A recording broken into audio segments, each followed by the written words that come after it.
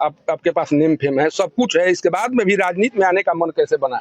कि जनता ही हो मालिक अब की बार चाहते हैं, जन सुराज है जनता का अधिकार चाहते हैं, रोजी रोजगार चाहते हैं, नया बिहार चाहते हैं। क्या अभी झूठ बोलकर लोगों को आश्वासन दे रहे हैं या मन से जो बातें निकल रही हैं वही बता रहे हैं? और आप लगातार संपर्क अभियान चला रहे हैं करहगर विधानसभा में। करहगर विधानसभा में अभी तक आपको सबसे बड़ी समस्या क्या दिखाई पड़ी? देख, आज के डेट में बिहार में कोनो ऐसा नेता नहीं है जो उनके सामने खड़ा होकर बतिया सकता है। आपको कितना विश्वास हो रहा है?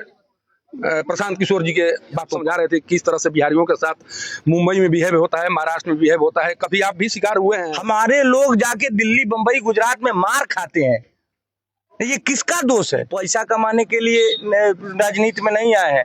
एगो विधायक मंत्री से पैसा मैं ऐसे ही ज्यादा कमाता हूँ। Let me complete my words, let me complete my sentence. नमस्कार।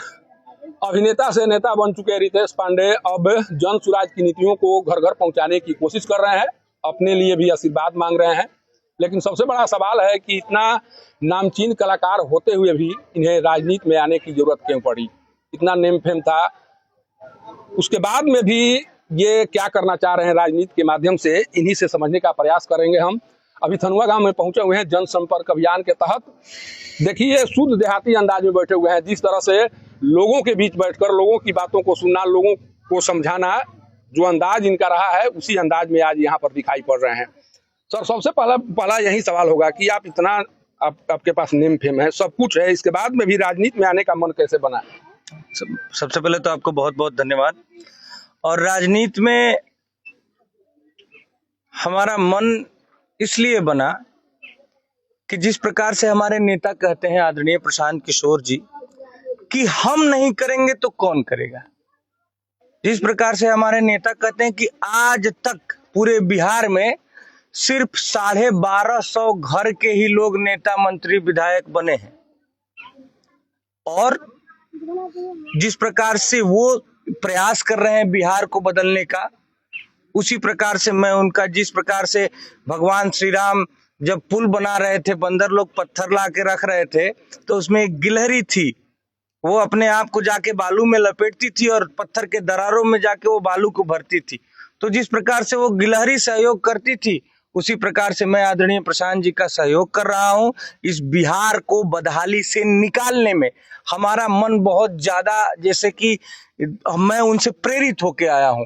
वो जिस प्रकार से उनका जीवन रहा है कि अगर वो चाहते तो भारत का कोई भी दल कोई भी मंत्री पद उन्हें दे सकता था, एक मंत्री पद दे के बिठा सकता था, कोई भी दल उन्हें राज्यसभा सांसद बना के भेज सकता था, लेकिन वो जैसे सब कुछ ठोकर मार कर एक बिहारी होने का कर्तव्य निभाते हुए आज गावे गावे, रोडे रोडे, धुरे धुर, कीचड़ कीचड़, आप देखिए उनका पजामा इतना लेटाया रहता है। आप समझिए, ये बातें सबको पता नहीं है।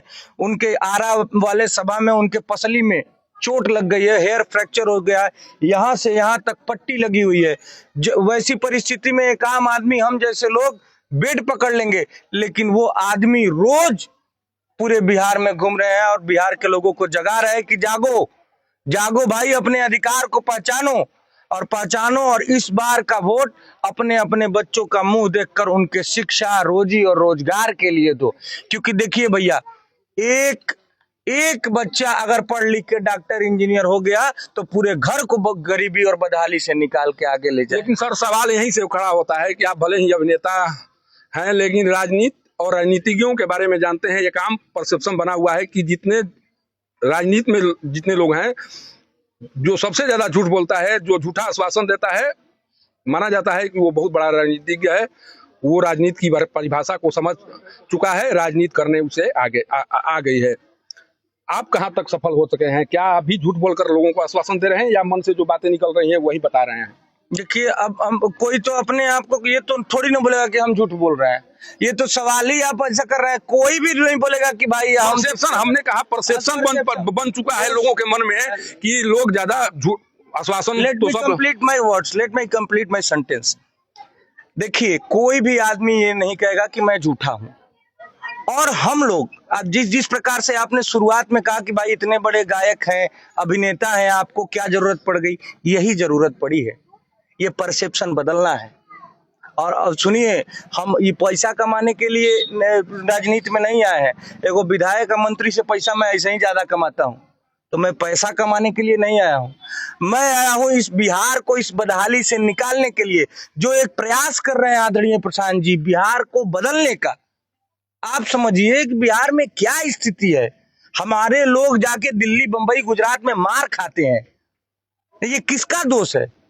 अच्छा, आप भी कभी अभी समझा रहे थे, हम सुन रहे थे कि आप समझा रहे थे किस तरह से बिहारियों के साथ मुंबई में बिहेव होता है, महाराष्ट्र में बिहेव होता है। कभी आप भी शिकार हुए हैं? बिल्कुल। अरे भैया, मैं झेला हूँ। अरे बिहरिया करके मुझे बुलाया गया है, मैं झेला हूँ। मैं जनरल बोगी में बैठ के कैसे, बिहार के लड़के जो जाते हैं बाहर रोजी रोजगार के लिए, समझिए बहुत दयनीय स्थिति में जाते हैं।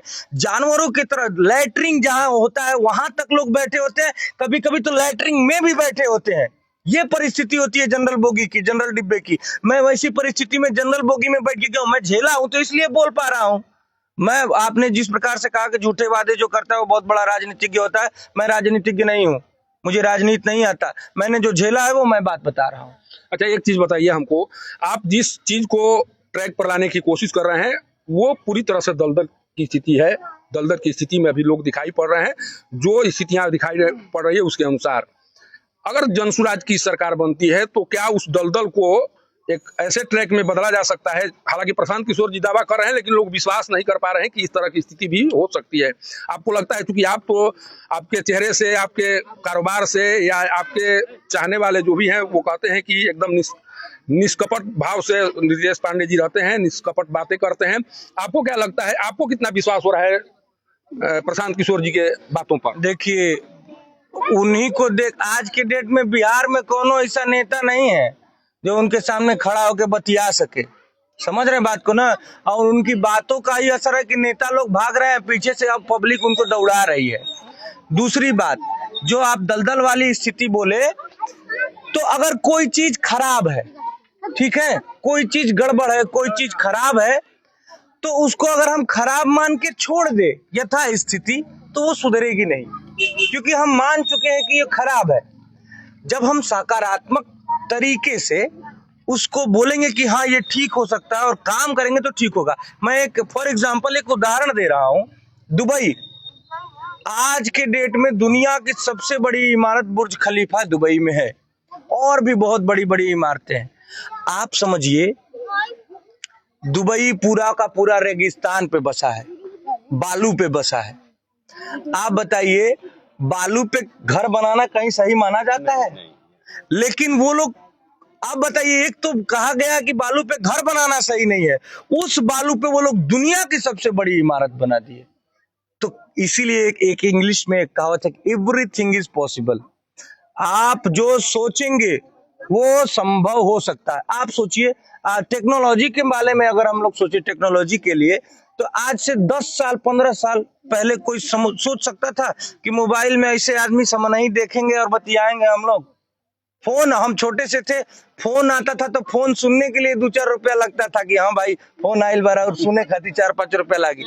हाँ सर, आप लगातार संपर्क अभियान चला रहे हैं करहगर विधानसभा में। करहगर विधानसभा में अभी तक आपको सबसे बड़ी समस्या क्या दिखाई पड़ी?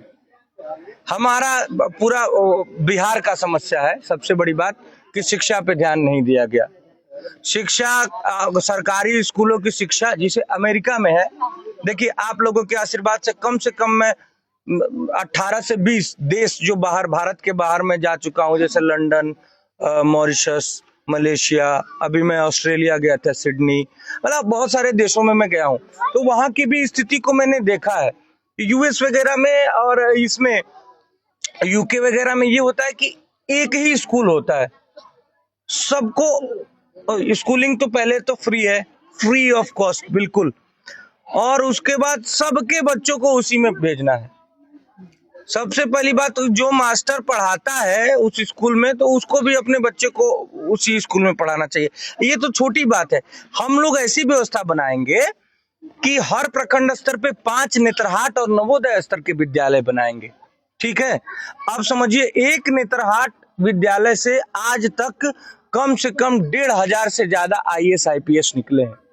तो जब हमारे बिहार में एक समय में 5000 से ज्यादा नेत्रहाट और नवोदय स्तर के विद्यालय होंगे तो वो हमारी फिर से भूमि, बिहार की पवित्र भूमि, ज्ञान की भूमि हो जाएगी। हमारा मेन उद्देश्य है कि हम शिक्षा पे काम करें, शिक्षा पे काम करें, रोजगार पे काम करें। यही बिहार में ही रोजगार, हमारे नेता कहते हैं कि छठ के बाद अगर हमारी जनसुराज की व्यवस्था बनती है, जो कि बननी है, हम लोगों को पूरा विश्वास है।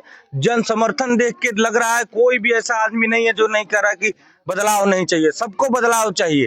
अच्छा सर, एक चीज हम ये भी जानना चाह रहे हैं, जो शख्सियत है आपकी या जो जिस स्थिति में है आप जहां से भी चाहें चुनाव लड़ सकते हैं, जनसुराज के माध्यम से जनसुराज पार्टी टिकट दे सकती है, आप उस स्थिति में हैं। लेकिन आपके द्वारा लगातार करहगर में जनसंपर्क अभियान चलाया जा रहा है, करहगर में आप दिखाई पड़ रहे हैं। क्या करहगर को इसलिए चुना गया है कि आपकी मातृभूमि रही है, मातृभूमि का कर्ज चुकाना है, इसलिए आप करहगर में दिखाई पड़ रहे हैं, या कुछ और कारण है? देखिए, ये तो कहा ही गया है कि जननी जन्मभूमि स्वर्गादपि गरीयसी। ये तो जन्मभूमि, तो हमारा जन्म ही यही हुआ है, तो मेरे लिए स्वर्ग के समान है। बाकी अब मैं कल छपरा में था, परसों सिवान में था, मैं तो पूरे बिहार में जा रहा हूँ। क्या कहेंगे जो भी भोजपुरिया श्रोता है, एक कोई आपका सबसे फेमस गाना है क्योंकि बिना उसे गुनगुनाए हुए आप जो सबसे, हाँ, जनसुराज के लिए मैंने एक गाना बनाया है, मैं 2 लाइन सुनाता हूँ कि बिहार वासी क्या चाहते हैं। कि जनता ही हो मालिक अब की बार चाहते हैं, जनसुराज है जनता का अधिकार चाहते हैं, रोजी रोजगार चाहते हैं, नया बिहार चाहते हैं, रोजी रोजगार चाहते हैं, नया बिहार चाहते हैं। पढ़ा लिखा हो अपना परिवार चाहते हैं, रुके पलायन यहीं पे हो व्यापार चाहते हैं, रोजी रोजगार चाहते हैं, नया बिहार चाहते हैं, रोजी रोजगार चाहते हैं, नया बिहार चाहते हैं। ये है रितेश पांडे जी जो अभी बातचीत कर रहे थे। इनसे जब बातचीत हो रही थी मेरी, तो इस तरह का जरूर कहीं ना कहीं लग रहा है कि प्रशांत किशोर जी जो चाह रहे हैं, या प्रशांत किशोर जी लोगों को जो बताना चाह रहे हैं, उन बातों को ये बखूबी समझ चुके हैं, बखूबी तरीके से जान चुके हैं कि प्रशांत किशोर जी आखिर चाहते क्या है। उसी तरह से, उसी अंदाज में ये लोगों के बीच जा रहे हैं, समझा रहे हैं। लेकिन सबसे बड़ा सवाल यही रह जाता है कि जो प्यार, जो दुलार बतौर अभिनेता इन्हें लोगों के द्वारा दिया गया, क्या उसी तरह का प्यार दुलार राजनेता के तौर पर मिलेगा? इसी सवाल को लोग लगातार टटोलने की कोशिश कर रहे हैं। और सबसे बड़ी बात है कि जब इस अंदाज में ये उतर चुके हैं, क्योंकि भोजपुरी के सबसे निर्विवाद, कभी भी विवाद में रहने वाले ये अभिनेता नहीं रहे। तमाम विवादें सुनाई पड़ती रहीं, लेकिन कभी भी इनको लेकर कोई विवाद सामने नहीं आया। तो निर्विवाद अभिनेता के तौर पर पहचान बना चुके रितेश पांडे क्या उसी तरह की छवि लिए लोगों के बीच दिखाई पड़ेंगे? क्या उसी तरह से लोगों के बीच रहकर काम करेंगे? इसको लेकर भी सवाल पूछे जा रहे हैं। लेकिन इन सवालों का जवाब तब मिलेगा जब एक जनप्रतिनिधि के रूप में ये जीत कर उस मुकाम को पा लेंगे जिस मुकाम को पाने की चाहत लिए ये राजनीति में आए हुए हैं। थनुआ गांव से पब्लिक न्यूज के लिए सत्येंद्र चौबे की रिपोर्ट।